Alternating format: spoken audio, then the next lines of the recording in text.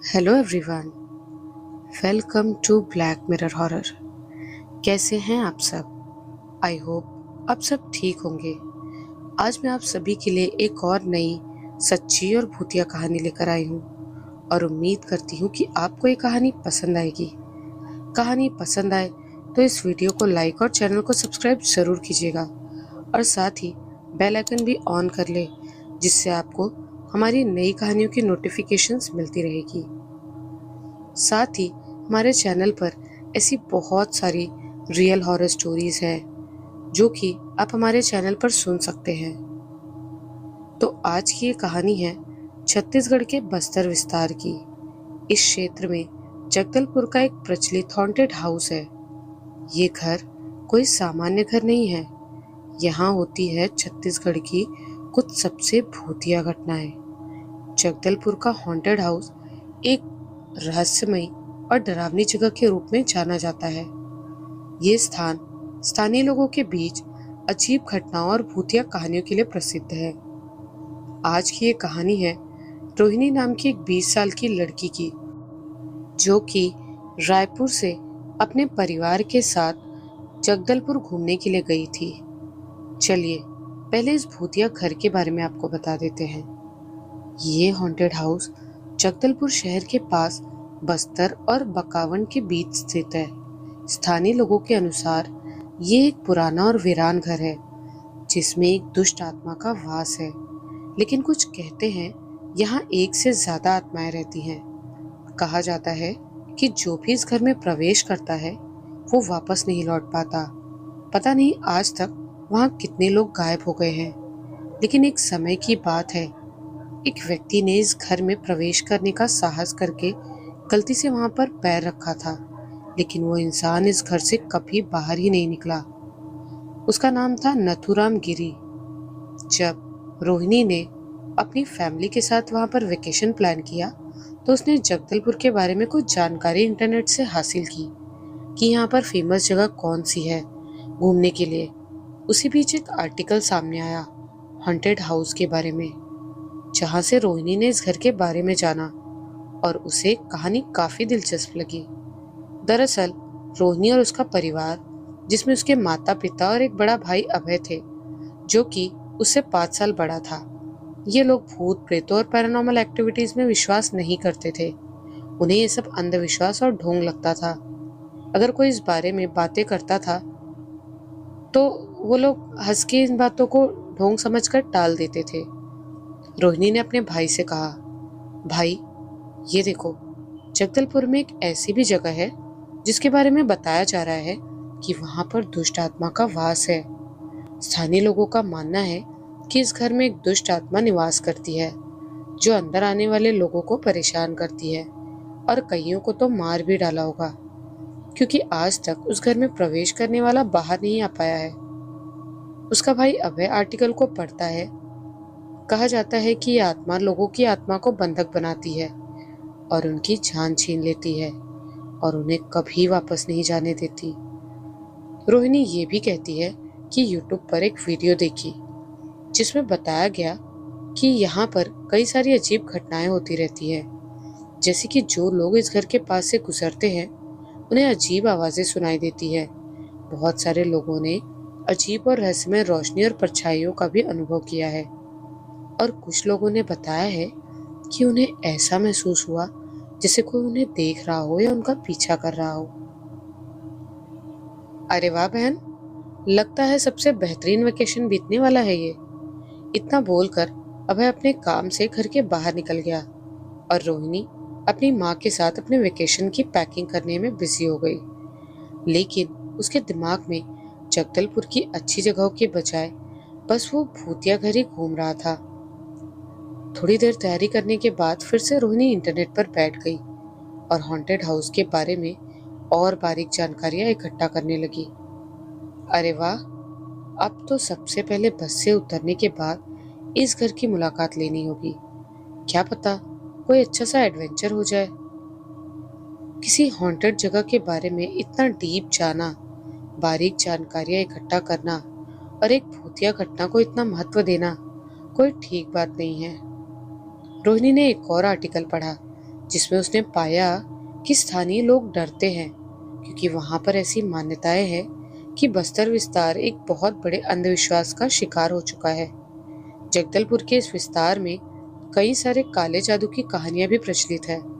इस वजह से स्थानीय मान्यताएं बढ़ने लगी और उनका काले जादू, भूतिया घटनाएं और प्रेत आत्माओं पर विश्वास बढ़ने लगा। अब यहाँ पर एक ऐसी थियरी काम करती है कि अगर कोई चीज कहीं पर मौजूद ना हो तो भी अगर आप उसके बारे में निरंतर सोचते रहते हैं, या कहो लाखों लोग एक साथ किसी जगह के बारे में कुछ बोलते हैं, तो उनके वाइब्स का असर तो दिखेगा ही और जगह वैसी हो ही जाएगी जैसे उसको सोची गई हो। तारीख 20 अप्रैल 2018 को रोहिणी और उसका परिवार बस से निकलते हैं। चारों लोग सुबह की बस पकड़ के निकल पड़े। 6 घंटे का सफर था, लेकिन रोहिणी तो मानो अभी से ही हॉन्टेड हाउस में घूम रही थी और ये भूतिया घर उसके दिमाग में घूम रहा था। भाई अभय, माँ शांता देवी और पिता रमेश भाई तो बस में सो गए, लेकिन रोहिणी ने निकाला मोबाइल और फिर से नए आर्टिकल्स पढ़ने के लिए सर्च कर लिया। एक ब्लॉग मिला उसे जिसमें उसने पढ़ा कि कुछ लोग मानते हैं कि इस हॉन्टेड घर में आत्माओं को बुलाने की विधियां और काले जादू की गतिविधियां होती थी। इस वजह से कई सारे गैर ताल्लुकात वाली आत्माएं भी यहाँ आकर रहने लगी हैं, जिससे ये स्थान भूतिया बन गया है। इस वजह से स्थानीय लोग इस घर के पास जाने से भी कतराते थे। खासकर रात के समय तो कोई उसके पास से निकलता भी नहीं था। रोहिणी ने एक और आर्टिकल पढ़ा जिसमें बताया गया कि उस घर के नेबरहुड में एक अपार्टमेंट था जिसके परिवार वाले कभी कभी क्रिकेट खेलते थे और एक बार उनकी गेंद गलती से हॉन्टेड हाउस में चली गई। पहले तो सब डर रहे थे, लेकिन हिम्मत करके सब ने एक साथ उस घर में प्रवेश किया। गेंद तो ले ली, लेकिन उन्होंने अपने घर में, अपने अपार्टमेंट में एक एक करके 1 महीने में 3 लाशें देखी। 1 महीने में 4 लोगों की मौत हो गई। उनके अपार्टमेंट का गेट कीपर भी रहस्यमय तरीके से मारा गया। सबको एक ही तरह से मारा गया था, हार्ट अटैक। लेकिन किसी के भी पोस्टमार्टम रिपोर्ट में कुछ आया नहीं। उसके बाद भी बचे कुछ परिवार के साथ भूतिया घटनाएं होना जारी रही, तो उन्होंने अपना सामान वहीं छोड़कर रातों रात अपने अपार्टमेंट को छोड़ दिया। रोहिणी मन में ही सोचने लगी, क्या ये सब इतना कह रहे हैं वो सच होगा? क्या सच में ऐसा संभव है? क्या ये इतनी भूतिया जगह होगी? अगर सच हुआ तो हमें वहां जाना चाहिए या नहीं? तभी बस ने स्टॉप लिया और अभय वॉशरूम गया। उसने अभय को सब बताया। भाई, ये सब देखो, इतना सब कहा जा रहा है, अगर सच हुआ तो? अभय ने कहा। अरे बहन, तू भी क्या ये सब मानने लगी? वहां जा तो रहे हैं ना, बस एक बार देख लेंगे। अब इतना भी मत पड़ इन सब चीजों को। आधी से ज्यादा बातें तो बिल्कुल गलत होती है। मैं जानता हूँ कि ये सब घटनाओं को बढ़ा चढ़ाकर बताया जाता है, इनका कोई वैज्ञानिक प्रमाण नहीं मिलेगा, देखना। डर और अंधविश्वास के कारण लोग सामान्य घटनाओं को भी अलौकिक मान लेते हैं। पुरानी और वीरान इमारतें लोगों के मन में डर पैदा कराती है, जिससे वे ऐसी घटनाओं का अनुभव करते हैं और उन्हें बढ़ा चढ़ाकर बताते हैं बस। तो भाई, सिर्फ देखने से क्या होगा? कैसा रहेगा अगर हम वहीं पास में एक होटल ले लें? तो 2-3 बार अच्छे से निगरानी करेंगे। तुम्हें नहीं लगता कुछ मजेदार कहानियां वहां के लोगों के मुंह से सुनने को मिलेंगी? अभय ने कहा। देखते हैं, सर्च कर लो पास में कौन सा सस्ता होटल है।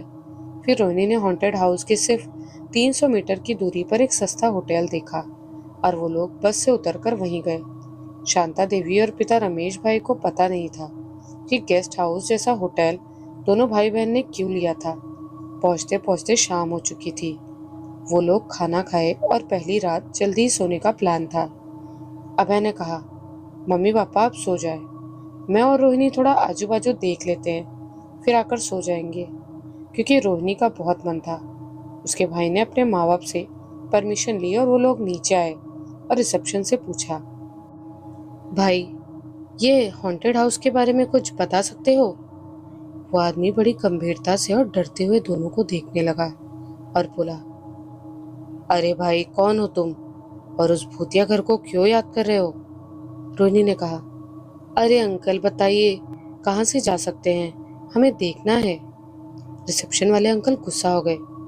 अरे मूर्ख हो क्या, वहां दिन के समय कोई नहीं जाता, चलो सो जाओ।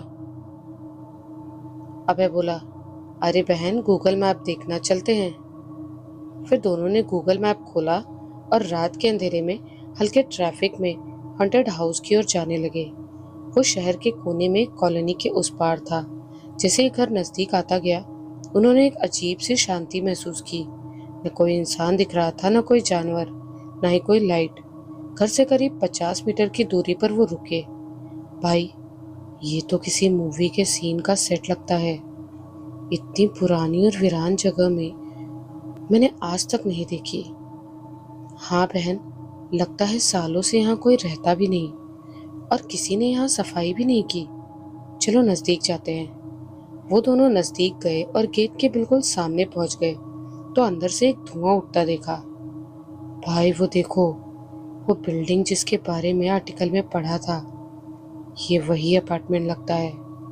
लेकिन बहन, ये वहां अंदर से धुआं कैसे निकल रहा है? लगता है अंदर कोई है भाई, चलो देखते हैं। पागल हो गई है क्या?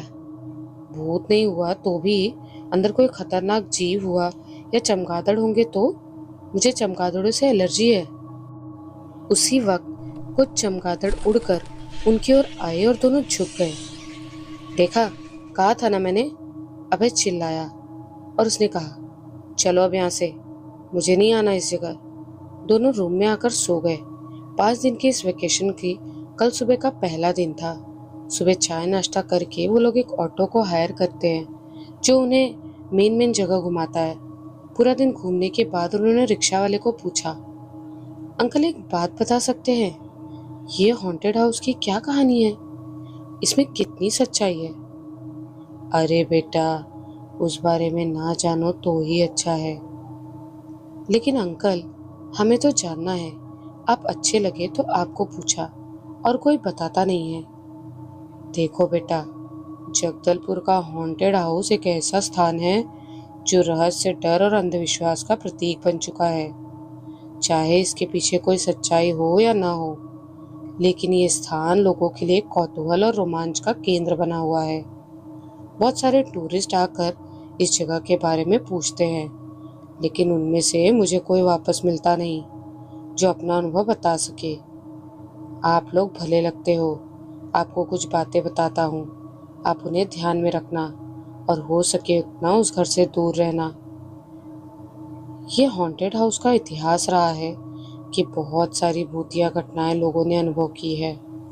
ये घर काफी पुराना और समय के साथ पूरी तरह वीरान हो चुका है। मैं बहुत छोटा था तब से सुनता आया हूँ कि पहले यहाँ कोई एक बहुत ही सुखी और ऐश्वर्यों से संपन्न परिवार रहता था, लेकिन एक रहस्यमय घटना के बाद परिवार वहां से चला गया। कुछ लोग कहते हैं कि इस घर में पहले काले जादू, तंत्र मंत्र या अनुष्ठान होते थे, जिसमें अलग अलग किस्म की शैतानी आत्माओं को बुलाया जाता था और बड़े पैमाने पर अपराध होते थे जो इसे भूतिया बनाने का कारण बने। इस इलाके के जंगलों और आसपास के वातावरण के कारण भी ये जगह रहस्यमय लगती है। ऐसा क्यों अंकल? जंगल की वजह से भला कौन सी जगह भूतिया लगती है? रोहिणी ने पूछा। अरे बेटा, यहाँ का जंगल काफी अजीब हो रखा है।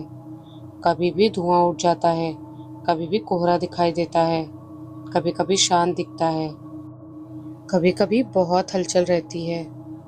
जानवरों और पक्षियों की चहल पहल रहती है। अभय ने पूछा, अंकल कोई ऐसा किस्सा है जो सुनकर सच लगे? बहुत सारे हैं बेटा, क्या क्या सुनाऊं? रोहिणी से रहा नहीं गया और वो जल्दबाजी में बोल रही थी।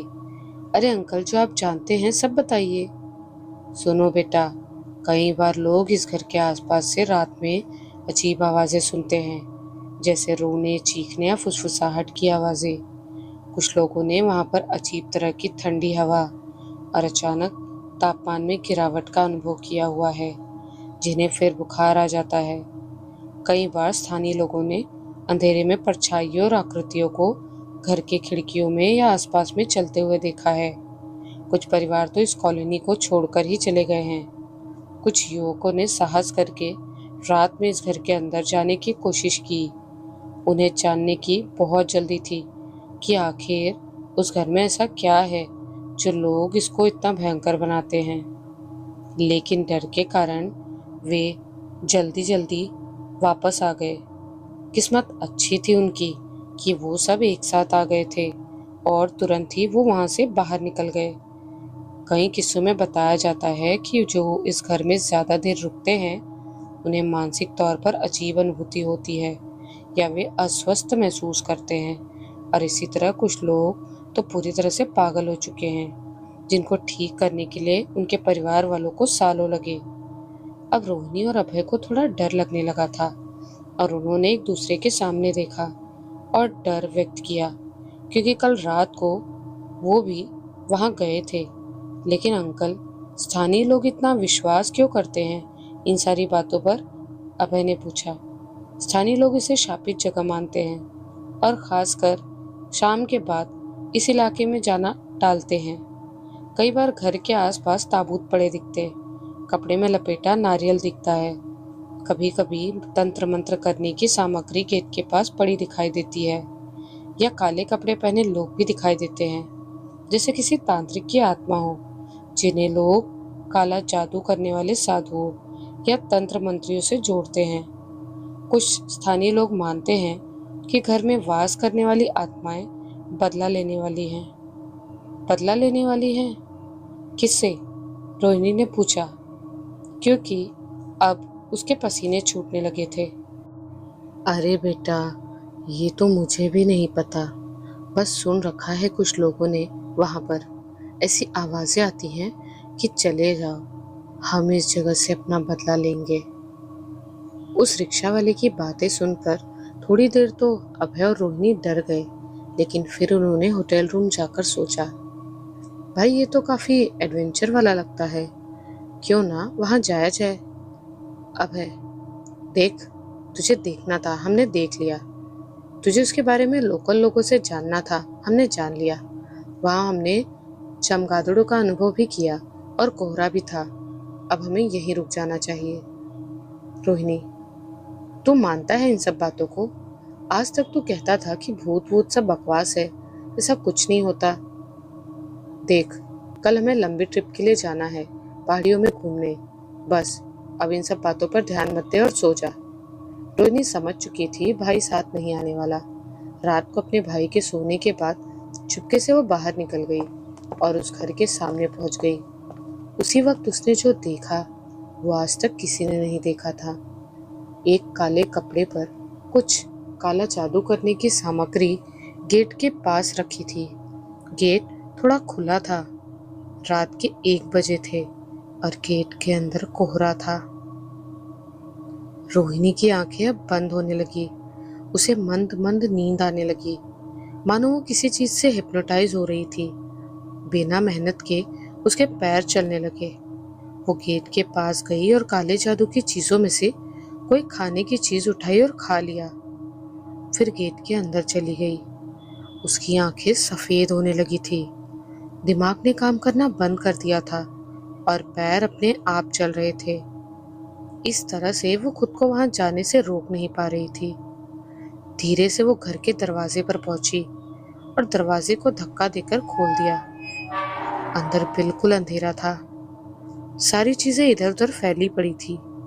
बहुत सारी तांत्रिक और अघोरियों की छवियां थी जिसमें जाले लगे थे। धूल मिट्टी और जाले लगी चीजें देखकर वो थोड़ा असहज हुई।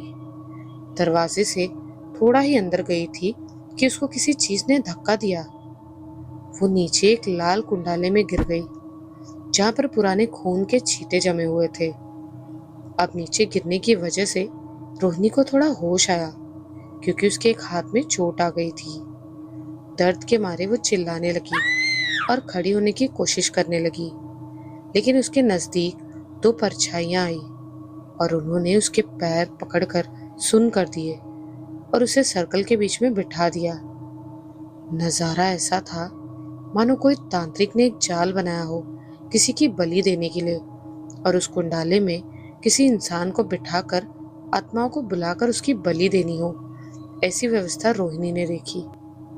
उस वक्त उसे एहसास हो गया था कि वो एक बहुत ही बड़ी मुश्किल में फंस गई है और जिस चीज को उसने मजाक में लिया था वो सब सत्य था और अब वो एक आत्मा के लिए बलि चढ़ने वाली थी। बड़ी ही करुण अवस्था में रोहिणी ने ये सब हमको बताया था, लेकिन वहां जैसा रोहिणी ने सोचा था वैसा हुआ नहीं। उसे लगा था वो मारी जाएगी, लेकिन हुआ उसका उल्टा।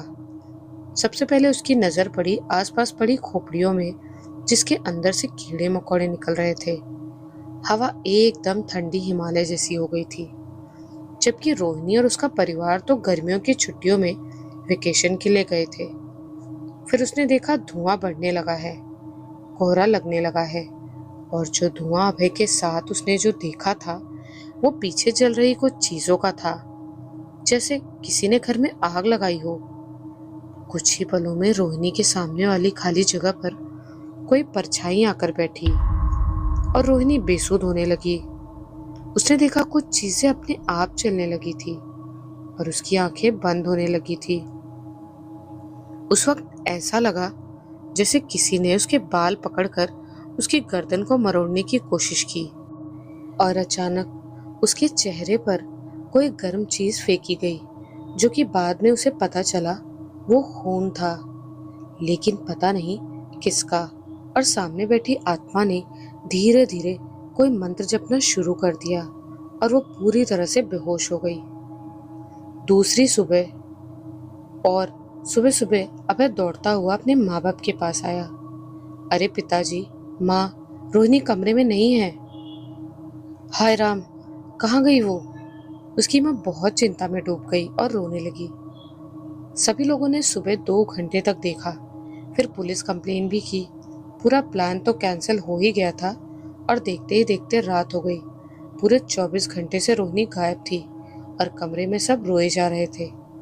अचानक से अभय को याद आया कि कहीं रोहिणी उस हॉन्टेड हाउस में तो नहीं गई थी। वो दौड़कर भागा और जाकर देखा तो मेन गेट बंद था, लेकिन अभय रोहिणी के जूतों के निशान देख चुका था। ये तो ये तो रोहिणी के ही जूतों के पैटर्न हैं। वो अंदर ही गई होगी। वो गुस्से में आ गया। पता नहीं कब ये लड़की सुधरेगी और मानेगी। बिना कुछ सोचे समझे अभय घर में कूद गया। वहां पर सामने मेन गेट के बाजू के पीछे के पेड़ पौधों के पास में बेसुध सी रोहिणी पड़ी थी। अभय उसे देखकर डर गया। बहन, बहन, क्या हो गया तुझे? यहाँ कैसे आई तू? वो उसके पास नहीं जा पा रहा था क्योंकि धुआं बढ़ने लगा था और कोहरा छाने लगा था, लेकिन किसी तरह भगवान का नाम लेकर अभय आगे बढ़ा और आगे जाकर देखा तो एक कब्र खुदी पड़ी थी और रोहिणी उसमें गिरने ही वाली थी कि उसने उसे पकड़ लिया। जैसे तैसे करके उसने उस गड्ढे से उसे दूर खींचा और किसी ने उस पर हमला कर दिया। कोई चीज थी जिसके हाथ में एक बड़ी छड़ी जैसा कुछ था, जिसने उसे मारा।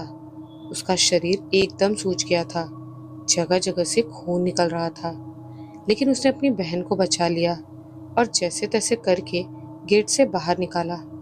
इसमें उसे बहुत चोट आई।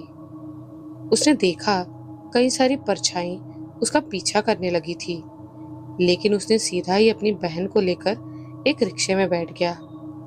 उसकी हालत तो कुछ नहीं थी, लेकिन उसकी बहन की हालत बहुत खराब थी। रिक्शे में उसने उसे गौर से देखा तो उसके हाथ पैर और गले में काटने के निशान थे। हर जगह से खून निकल रहा था और वो बेहोश थी, लेकिन सांसें चल रही थी।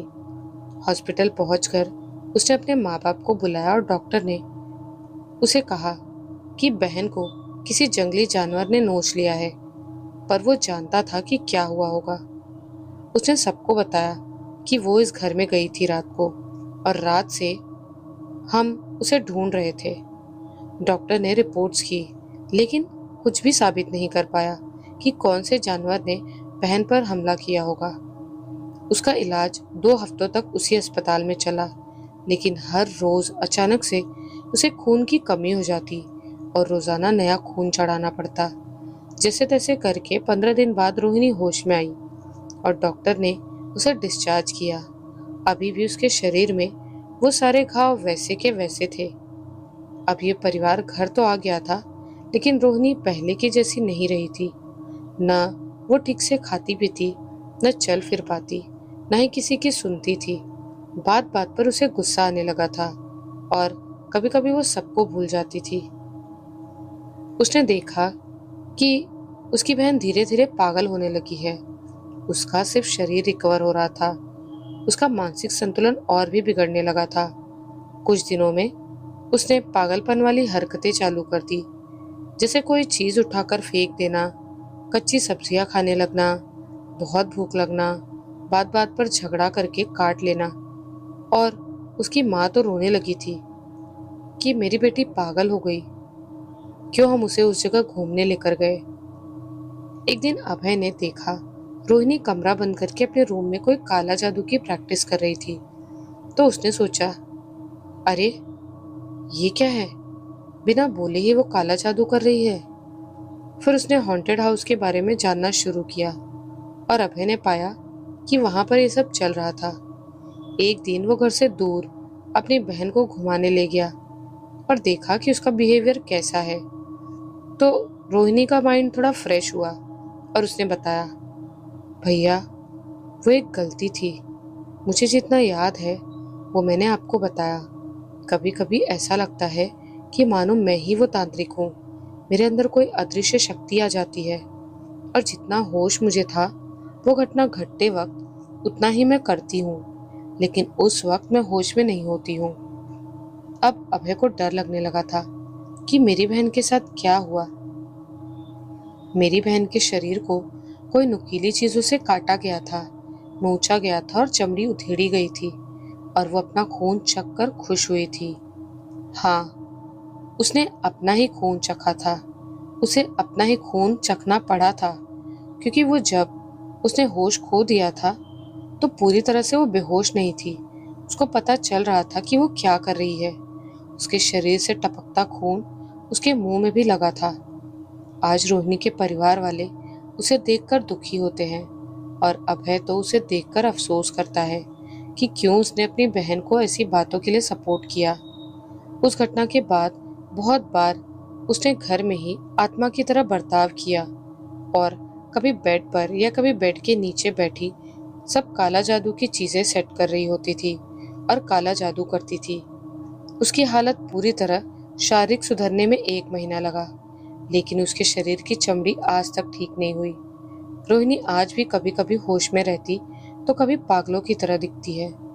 उसने काला जादू कभी सीखा नहीं था, लेकिन जो आत्मा उसके अंदर थी या जो भी उसके दिमाग के साथ हुआ था, उसका उपयोग करके उसने अपनी सहेली को ये सब बताया और उस पर कुछ करके उसको मार दिया। मार दिया या क्या हुआ वो भी किसी को पता नहीं, लेकिन जो उससे मिलती थी वो अचानक से गायब हो गई थी। तकरीबन 3 साल लगे रोहिणी की मानसिक हालत ठीक होने में, लेकिन आज भी कभी कभी उसको पागलपन के दौरे पड़ते हैं। इस कहानी को अगर हम वैज्ञानिक ढंग से देखें तो कई विशेषज्ञ मानते हैं कि पुरानी और वीरान जगहों में मनुष्य का मन डर और कल्पना के प्रभाव में आ जाता है, जिससे उसे भूत प्रेत के अनुभव होने लगते हैं। वो ये भी मानते हैं कि अगर वहाँ कोई आत्मा न हो तो भी उन कहानियों को ज्यादा सुनने से और उनके बारे में मनोमंथन करने से वो चीजें उस इंसान के साथ घटित होने लगती हैं। इसी वजह से रोहिणी को आवाजें सुनाई देती या परछाइयां दिखाई देती। अक्सर वातावरण की प्राकृतिक घटनाओं जैसे कि ठंडी हवा, जानवरों की आवाज या आसपास की अजीबोगरीब ध्वनियां सुनाई देती हैं और भूत प्रेत की बातों के प्रति आकर्षण का परिणाम था। मनोवैज्ञानिक दृष्टिकोण से जब कोई व्यक्ति डरावने माहौल में अकेला होता है तो उसका मन सामान्य घटनाओं को भी असामान्य या भयानक रूप में देखने लगता है। एक तरफ से रोहिणी का परिवार इन चीजों को मानता नहीं था, लेकिन वो इन सब चीजों से आकर्षित थी। जगदलपुर का हॉन्टेड हाउस रहस्य और अंधविश्वासों का मिश्रण है, जिसकी कहानियां स्थानीय लोगों में एक तरह का रोमांच और भय पैदा करती है। चाहे इन घटनाओं के पीछे कोई वास्तविक अलौकिक शक्ति हो या मनुष्य की कल्पना, ये जगह लोगों के लिए एक रहस्यमय अनुभव का केंद्र बनी हुई है। फिलहाल तो रोहिणी की बात से इतना सीखने को मिलता है कि इन चीज़ों के प्रति ज़्यादा आकर्षित रहना जिंदगी और मौत के बीच की रेखा को ही समाप्त कर देता है। ये कहानी आपको कैसी लगी हमें कमेंट्स में ज़रूर बताइएगा। और आप सब भी रोहिणी जैसी गलती कभी मत करिएगा, क्योंकि सेफ्टी सबसे ज़्यादा ज़रूरी है। अगर ये कहानी आपको पसंद आई हो तो इस कहानी को ज़्यादा से ज़्यादा शेयर ज़रूर कीजिएगा। और आगे ऐसी ही रहस्यमय भूत प्रेत और आत्माओं की कहानियाँ सुनने के लिए ब्लैक मिरर हॉरर को सब्सक्राइब करके बेल आइकन ज़रूर दबा दीजिएगा। तो मिलती हूँ आप सभी से ऐसी ही एक नई, सच्ची और डरावनी कहानी के साथ। तब तक के लिए बाय एंड टेक केयर।